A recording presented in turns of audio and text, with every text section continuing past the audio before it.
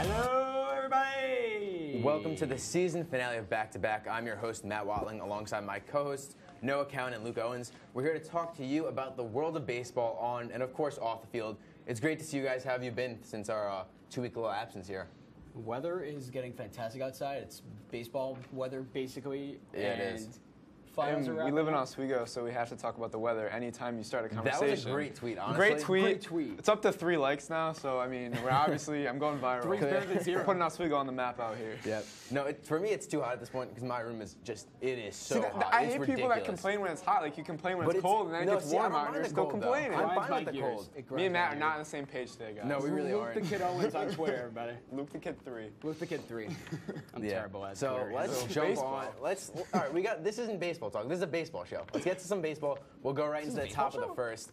On Monday, it was announced that Corey Seager has opted to undergo Tommy John surgery to repair a sprained ulnar collateral ligament in his right arm. Is it time for the Dodgers to click the panic button on their playoff chances? Honestly, yes. They have a huge hole in the left side of their infield right now. Seager's been a huge asset on their team since 2016. Top 10 in on base among shortstops since he came up. Owns a 12.3 WAR, tied second behind Carlos Correa. He's a key player, top 3 shortstop in the game right now. They're really going to miss him. And if the Dodgers don't make the playoffs, they're going to look back and he's going to be the reason why. Well, the reason why I'm more scared about this injury for the Dodgers is because, I mean, of course they haven't been playing well, but when you look in the NL and you see a team like the Diamondbacks, and then you look around the NL where you have teams like the Mets and the Phillies and the Braves, and then you look in the NL Central, you have all these wild card contenders that are performing a lot better than the Dodgers right now. And the Dodgers are already 5 games out of the wild card because of this stretch. And the second problem I have is Dave Roberts is doing a horrible job managing this team. This is a guy that pulled Bellinger for not hustling out a double. Where I see you have to make a point, but honestly, he's living in like the 1920s where he's just pulling guys like, oh, you didn't hustle, you're out of the game. Where Bellinger still ended up picking up the double. Dave Roberts has done a horrible job with this team. I could do a great job with this team. I really could. I think that what Dave Roberts has done is really an atrocity because this is a talented team that he's messing up. Luke, I don't know what you're talking about here. Grit and hustle is all you need in baseball. You need the gritty players in baseball. Forget talent. We need all grit. Ugh. On Tuesday, it was announced that the Athletics and Mariners will headline a 2-game series in Japan. MLB Stars will also visit Japan for the All-Star Tour in November. What is the impact of this on a potential worldwide MLB? I think it's awesome. I mean, you saw them play the game in Puerto Rico, which was super fun. You saw the Mariners and A's go at it, which is awesome to see. Ichiro return to his home country. Overall, I think baseball is the most worldwide sport we have, and I'd like to see an expansion team down in Puerto Rico or Mexico. I think that'd be a cool addition. Totally, yeah. Well, like I'd say that, like, it really brings about baseball, and it's pretty cool seeing players from our country going to countries like there. And I think if they did the WBC every 2 years rather than 4, I think it would be much more exciting for the game. Agreed. Right. I think for WBC, they try to get it more like an Olympics kind of vibe. I think World Cup of Hockey is going to do 4 years as well. So that's kind of like the number. Even World Cup with us, the soccer Just to World make Cup, it the like a World novelty, Cup, yeah. make it a bit of a novelty. I think when they're going for this, they're trying to grow the game, make it more of an international sport. So maybe you see a team back up, maybe you see another team in Canada, because I think Montreal would love a team, obviously. That'd be awesome. Maybe you look at a team more out west in Canada, or even you look to one of those teams like nations like Mexico, which obviously you brought up, Luke. So last night, the New York Yankees defeated the Houston Astros with a go-ahead 3-run home run by Gary Sanchez in the top of the 9th inning off of closer Ken Giles. They have won 10 of their last 11 games, and how have they turned it around? You know, this Yankees team started off a little slow, but they've just been dominant in their last couple games. They have been coming in clutch at the best possible moments. For example, like this clip right here, Gary Sanchez off of Ken Giles. About 30 seconds later, Ken Giles punches himself in the face. He really clocked himself in the jaw. He hit himself harder than Mayweather hit McGregor. Yeah, he did. I really don't understand that, but players like Didi, Sanchez are coming in clutch, and it's the perfect timing. Penn is coming back to the form which they were last year. Dellin is on fire.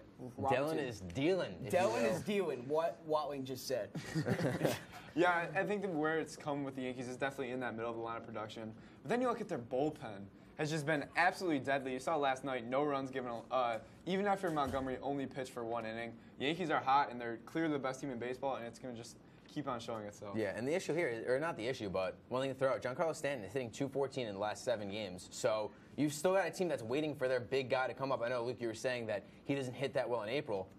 So imagine him in May when maybe some of the other guys slow down. You've got still a really sustainable offense here. Unfortunately, that's all the time we have right now. Coming up, we'll talk about some contenders and pretenders here only on WTOP 10. Tune in to WTOP 10 Nightly News at 9 for all of your local sports, weather, and news.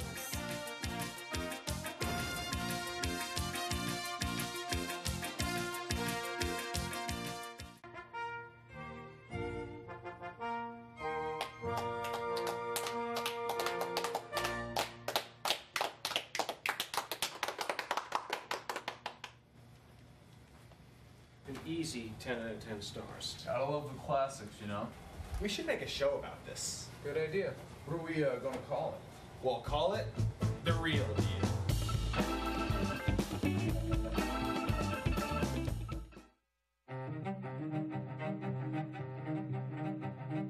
These heroes have taken everything from me, slain my companions, and stifled my plans of power. I must know more about these adversaries so they may feel the pain of losses I have felt. Their suffering shall be my revenge.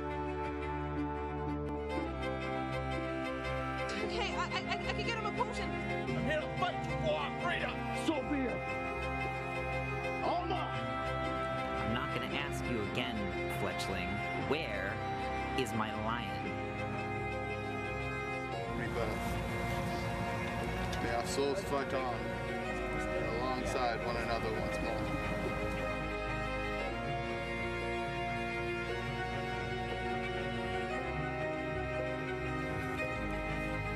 Who are you?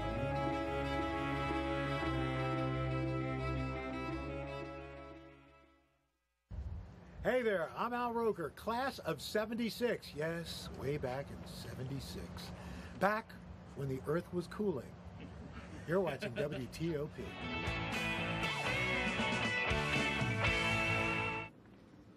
Welcome back to WTOP 10's back-to-back. 1 month into the season, there have been several surprises to the baseball world, but the question is, which teams are for real and which ones are not? First up, we'll start with the Arizona Diamondbacks here. What do you guys think? They are the real deal. Pat Corbin looks like the real deal right now, like he did in 2013 before his Tommy John surgery when he was an ace for this team. Offense is producing night in and night out. AJ Pollock had 3 homers yesterday or the night before against the Dodgers. He's establishing himself as a top 10 outfielder right now, possibly 5-tool player with his fielding out there. And the pitching has allowed only 318 total bases, which is second behind the Chicago Cubs. This team can still produce without JD on their team. Yeah, I really like this Diamondbacks team. And you're talking about a team that hasn't even really maximized its full potential yet. You have a guy like Paul Goldschmidt who's just starting to heat up. Steven Souza hasn't even been in this lineup yet because he's hurt. And you talk about the pitching. When you frontline a rotation with Robbie Ray, Zach Greinke, and Pat Corbin, that's going to be a scary matchup no matter what. So I really like this Diamondbacks team. Definite legit contender. Yeah, one thing that worries me a little bit, they're top 10 in runs, which is great. But they've got a 237 batting average, which is 20th in the league. So obviously it's a home run league, but 237 is something that's frankly just not sustainable for a team. Like you can't really continue that when you're bottom third. It in the is a league lot in of batting power average. though, which helps them playing in the NL West because you have a ballpark like Colorado or you have a ballpark like LA, which are both very home run heavy. So I think that's why the Diamondbacks are able to produce that many runs while still hitting for a low average. I think if you look, obviously I'm looking long term. Like I think they're a good team. I think they'll make playoffs, whatever it may be. But you looked at the Yankees last year against the Astros. They couldn't hit the home runs, and that's what cost them in the ALCS. Yeah. So moving on, we'll talk about the Pittsburgh Pirates. I think these guys are pretenders. I hate to say it. They've scored the 6th most runs in baseball, but I mean, this is a team that's being led by a guy like Francisco Cervelli. Colin Moran's been awesome to watch. The young kid for Pittsburgh, and then you have Trevor Williams, 4-1 with a 2.29 ERA. But this is just not a team that is built for a long-term success. It also is a product of being in the NL Central, where you have teams that are strong, like the Cubs, like the Brewers, like the Cardinals. And I'm sorry for Pittsburgh. I think this is going to start going downhill pretty soon. Who would have thought that the Pittsburgh Pirates would be 17-11 right now? Not me, but they're probably pretenders, honestly. Yeah, I mean, I agree. They don't really have any impact players on their team right now. It's decent starting pitching, very rocky bullpen, only 6 saves right now, which is 11th in the National League. Their only impact players are Marte, Dickerson, and that's basically it. But like you can't really compete in a division like Yeah, that. especially that division where you have the Cubs and even the Cardinals. They always seem to be like perennial contenders, at least making a playoff run. And then you've got the NL as a whole. You've got the Mets who came out hot. They were not expected to be as good as they are. You've got teams like the Braves who might be a year or two early. They're playing well. So now you look at the wild card because you assume the Cubs will win this division, and now you sit and you wonder, what's with this, you know? The NL as a whole is just so tough this year, given the wild cards. Yeah. So we'll move on here to the AL. We'll start with the Seattle Mariners. A little tongue twister there. Not really, Matt. No, you know, it's been a long day. What a me, come on. Seattle Mariners. Yeah, but Mitch Haniger right now, most underrated player in baseball, shining a .303 average, 10 homers, 1.075 OPS. They have a staggering offense to some teams, but their real problem is their inconsistent pitching. Felix is not an ace anymore. Paxton's capable of proving himself, but he's inconsistent too. Like if they had one more if they add like one more good arm, they can compete. And if they had a closer, they'd be closer to like the 1 or 2 spot. I like the Mariners top to bottom from a lineup perspective, but like you said, that pitching is a huge concern for me. Give me a pretender on the Mariners. Yeah, I agree. They have a +2 run differential, and they just don't have sustainable winning when you have such a bad when you have such bad pitching. Finally, we'll go over to the Toronto Blue Jays. Very quickly. Also a pretender for me. This is a team that's 3rd most runs in baseball, but when you're being held up by the bats of Kevin Pillar and Yangervis Solarte, I don't love it. J.A. Happ, the lowest ERA on the team at 3.50. Everyone else is well above 4. The bullpen's been great, but overall not going to sustain it. Yeah. They've had very inconsistent pitching so far, but they're currently scoring 5.3 runs per game without Donaldson in the lineup. They're capable of sticking the lineup, but it's hard to compete with teams like Boston and the Yankees in their division. Yep. Unfortunately, that's all the time we have. Coming up next, we got some fantasy baseball talk on WTOP 10.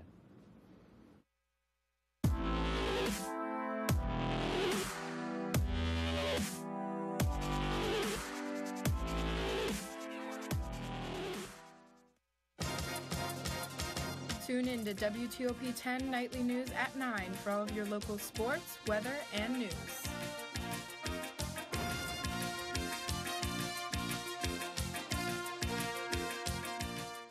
Pretty much a good day for me would be people leaving their hands off of me. I'm always called names. Everywhere that I go, there's always someone calling me names, calling me gay. I've been choked, thrown up against a wall, punched. Nobody's ever tried to help me.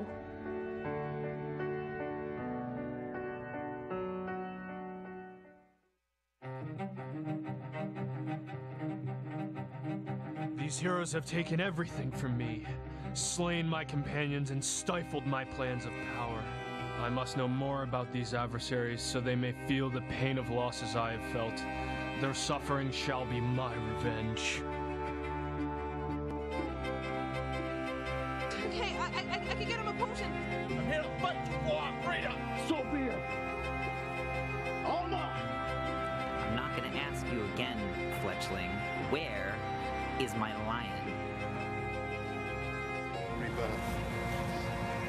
May our souls fight on alongside one another once more.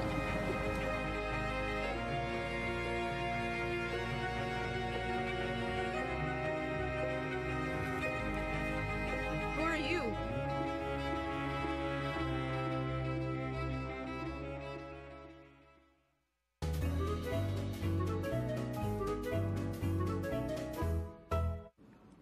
Welcome back to Back to Back on WTOP 10, and we're going to talk about some fantasy baseball here. We'll start off with the who's hot, who's not lists for you guys. Yeah, so for me, who's hot is a guy that we already talked about tonight, which is A.J. Pollock. Been absolutely on fire, leading the league with 10 home runs, also tacking on 25 RBIs and a 3.56 OBP. Of course, that 3-homer game on April 30th against the Dodgers.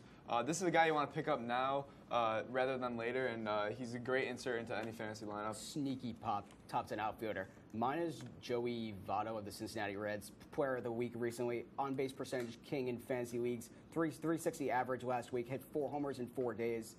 Can't go wrong with Joey Votto. Yeah, he's a guy that's perennially been a really solid player for the Reds.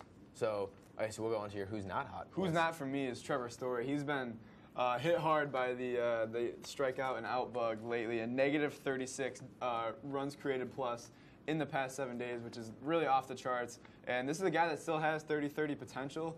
He can still project at a 30-30 potential, but for me, I loved him his rookie year, and I thought he was going to be the real deal. But the more I look at Trevor Story's game, I think it's a pass for me.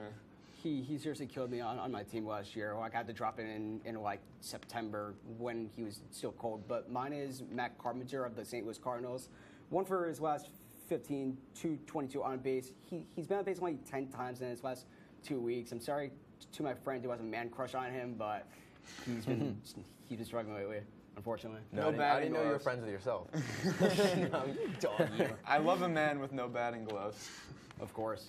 Of course. The grit. Seriously, have to give him credit for that. Blisters, you know? Yeah. Pitchers can't have them, but actually, batting gloves are probably the tough enough. dumbest thing in baseball. If you actually want to talk about dumb things, because they don't help at all. But if you're hitting, you want to go inside the war room on batting gloves because they don't help. But that's something for next season. We don't have time. Well, yeah, I'm just telling you guys. Batting gloves are really stupid. We can go hours on batting gloves here. So obviously we talked about before, Corey Seager out for the season. So who's the best pickup to replace a guy like him? Gleyber Torres of your New York Yankees. Since he's been called up, he's batting .323 with a .382 on base. Be patient. He can hit for extra bases. He can drive in some pop for sure. He's also second baseman. He's a capable second baseman, shortstop combo. Don't expect the Yankees to send him down anytime soon. No, I really like that pick. I'm going to go with Dansby Swanson. He's a guy that hasn't been hitting as well lately, but he's still hitting .295 with 33 hits and a .342 OBP. He has pop. He's only hit 2 home runs with 13 RBIs. He can also swipe a couple bases. So Dansby Swanson is a guy that he might not be available on the waiver wire, but you can probably pick him up cheap in a trade at this point. Right. So now just, I guess, an overall top waiver wire pickup in general for the week. The guy for me is from the Giants is Mac Williamson. He's been on the DL for 7 days with concussion, and he's a guy that either isn't owned in most fantasy leagues or is dropped in a lot of fantasy leagues. But in just 19 at-bats, he's hitting .316, already with 3 home runs and 6 RBIs with a .316 OBP. Going to be right in the middle of that Giants order, and I think he's going to have a huge production value once he comes back in that lineup. I'm going to say Tyler Chatwood of the Chicago Cubs. Last week, he threw 13 innings, .69 ERA, 9 Ks, only 6 hits allowed. Currently facing the Cardinals, they're 36 at-bats, 222 average, 5 RBIs. You got to, that's pretty good against a team like that. Yeah, I like Chatwood. So your prospect to stash. So might not be up right now, but maybe might be in a AAA, AA, someone that's going to come up maybe later in the season, or something that you would just want to stash for long term. You know, watch out for Michael Kopech of the Chicago White Sox. Their current pitching is getting injury plagued right now. They have to turn their season around somehow. And in 4 games so far, he owns a 2.14 ERA in 21 innings pitched, 12.4 K per 9. That's sick. During a workout last year, he threw 110 miles an hour. Oh, I really like. As Luke would say. Sheesh. But I really like that Kopech pick. I'm gonna go down to Atlanta because I think the Braves are a team that we should definitely be talking about. They're making a ton of noise with their young guys, and for me, it's Mike Soroka, who made his debut last night. He's got the longest neck I've ever seen on a human being. If you haven't seen Mike Soroka, I should have put him side by side with like a turtle because it is literally it is classic. But Mike Soroka, the longest neck in the West. But yesterday he went 6 innings. He did allow 6 hits, which is kind of concerning, but just 1 earned run. Went for 5 strikeouts. Soroka is a great pickup in a fantasy league, especially a 1-year league, because in dynasty leagues, of course, he's going to be owned. But pick him up in a 1-year league. I think that's a good pickup. Fact, yesterday I picked him up at 2:14 p.m. There you go. 2:14 Eastern Standard Time? Eastern Standard Time. So we've got some time left, and I just have a bone pick with you, Luke. Oh, baby. So there's 2 things. We'll start with this one because it's relevant. Okay. So our lovely producer, Noah, is kind enough to bring us some pretzels, as he lists up here. Some ballpark food. And we got some mustard with it. Some honey mustard. So Luke doesn't like mustard or honey mustard. Honey mustard is disgusting. It's un-American. Mustard is a horrible condiment. It's un-American. No, you can't vibe with mustard when there's ketchup in the world. That's honestly what it comes down to. Why not both? Why not both? Come on. More the merrier. No. Tweet at us. What's the Twitter handle? BTBWTOP. Tweet at us. Tweet at Luke the Kid. Please tweet at me. Tweet Luke the Kid 3. Please tweet at me. This man my Twitter is never wrong. This man is wrong. My Twitter is never wrong. You are so Your Twitter's right Ketchup- now, but right ketchup now your doesn't mustard go with take is pretzels horrendous. Yeah, but I'll It's just one tell of the the worst people. things I've ever heard. No one likes mustard. I But like no, it's- mustard. I it's- just ate it with mustard. And people dip their tenders in mustard. Who dips Mustard their is so tenders good. in mustard? Okay. Ketchup. All right, I'm I so know. I'm sorry to get you heated here. Don't go anywhere. We don't got much time left. So up next, we'll take you guys around the Horrible. bases on back-to-back here on I can't do it WTOP anymore, 10. So guys. stay tuned. Sheesh.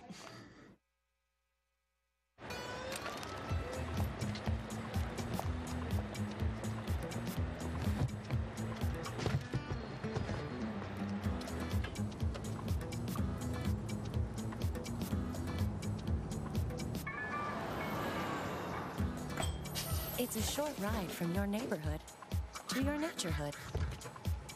To find a neighborhood park or green space near you, visit discovertheforest.org.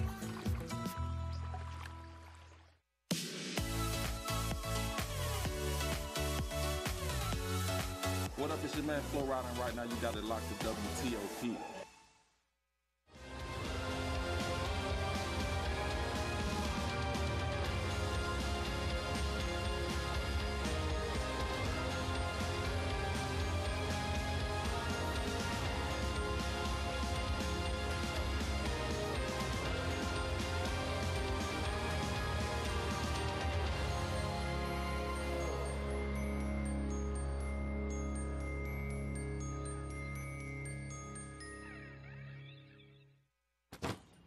Hart, what's going on? I'm leaving. Why? What did I do? Not enough. The pressure is too much. I quit. I get it. I can do better. Just please don't leave. Don't let your heart quit on you. Get your uncontrolled high blood pressure to a healthy range before it's too late.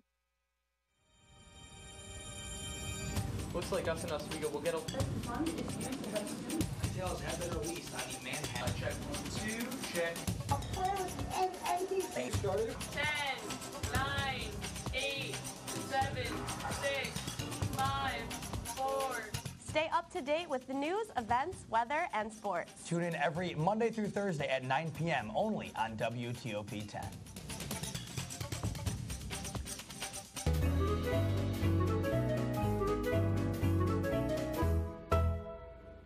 Welcome to Back-to-Backs Around the Bases, in which Luke and Noah will answer some rapid-fire questions about the MLB and baseball as a whole. Gentlemen, are you ready? I am so ready. I was born ready. Oh, I was born Matthew Ryan Watling, so it's nice to meet you. Ready? No. You're Matthew Watling?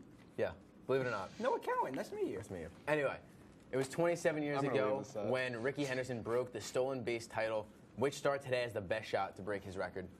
No one. Like, I mean, I got a three-way tie here between D. Gordon, Trey Turner, and very own Ichiro, who's probably going to play until he's 60, but... No, Ichiro's retiring. Luke apparently told me that he's going to... He's retiring after this homestand. Possibly. Apparently. That's what he texted someone, so... He texted you, inside source. Please I Google credit Luke Owens translated first. it. I Google translated it, and he said, "I am not coming back after this homestand." So give me that credit.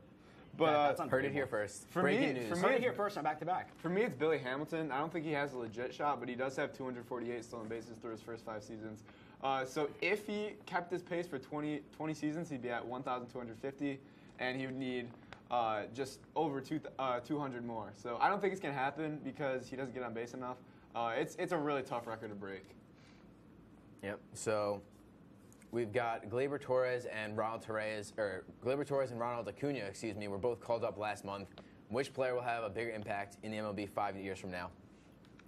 Ronald Acuna. He reminds me of a young Andrew Jones. He's a good upbeat kid who loves playing the game. Possible 5-tool player. He reminds me a bit of, Jones. I don't know why I said that twice. One of the best prospects entering the game. He's got a high ceiling. Yeah, I think Acuna is really, like you said, he's a really toolsy guy. Gleyber Torres also is, but Acuna's more of the power surge and more of the pop in the bat. He's already got 10 hits in his first 24 at-bats, home run. And I think for Torres, he's going to be the most consistent guy, I think, for the Yankees over these next, hopefully 10 to 15 years. He's going to hit around 280 pretty much every year. He's going to lead off. He's going to hit maybe 10 to 15 home runs. Not a ton of RBIs, but he's a guy that's going to get on base and steal bases. Very consistent, but when you talk about superstar talent, you got to go with Acuna. Yeah, you also look at just making an impact on their team. Torres has Stanton, Judge, Sanchez, all these guys ahead of him that are already stars. So just for that reason alone, you got to look at Acuna, who on the Braves, they're a good team right now, but he's like that main piece that you're going to go to see if you're going to a Braves game. So next up on Monday, we caught a glimpse of James Harden enjoying some helmet ice cream during a Astros-Yankees game. With the NBA and NHL playoffs going on right now, which athlete from either sport would make a great baseball player? I mean, first you got to just enjoy. Oh, this is a great video. I didn't really realize until just now, but just his face and his reaction is just classic. This is really amazing. 'Cause, I mean, first of all, where is he? Like, he's just sitting by himself, like in the upper decks of Houston. It's like James Harden. You think he would get like sweet box seats or something, but he's just sitting up there having. Well, he's last just a year during the regular dude. playoffs, him and CP3 were just chilling behind home plate for like 5 innings before they left. But it was pretty cool. I mean, you know, he just did dismantle the Jazz in Game 1. A little basketball nugget for you. But for me, I'd go Sidney Crosby. I think Matt would have the same guys. I mean, of course. He has like at this year alone, he had like 2 or 3 goals where he just like batted the that one the against puck Montreal. He double hit it. So right there, you got to think that he could score 2 like that. Yeah, should count twice. Connor McDavid in the National Hockey League. He's one of the fastest players I've seen. He's won back-to-back of those fastest skating competitions.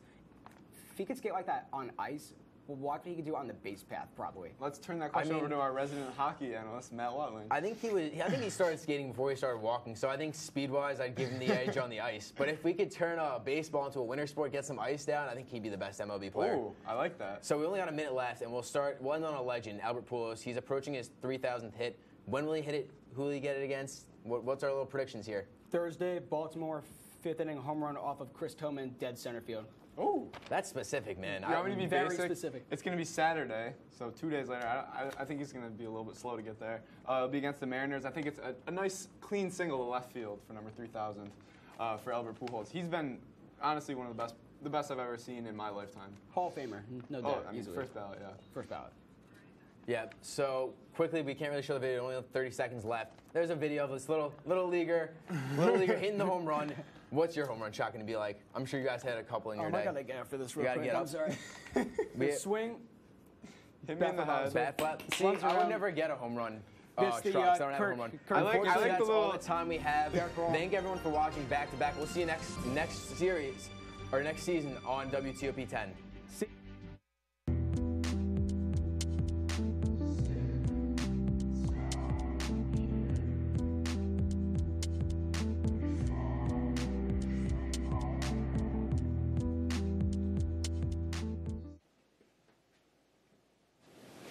Hey, how's it going? Hey Josh, I was just calling to let you know that you should watch my new OP on WTOP 10 at 10 on Mondays. It's called Excuse Me What. You should watch it. Excuse me what? Excuse me what? Excuse me what? Excuse me what? Excuse me what? No one understands me.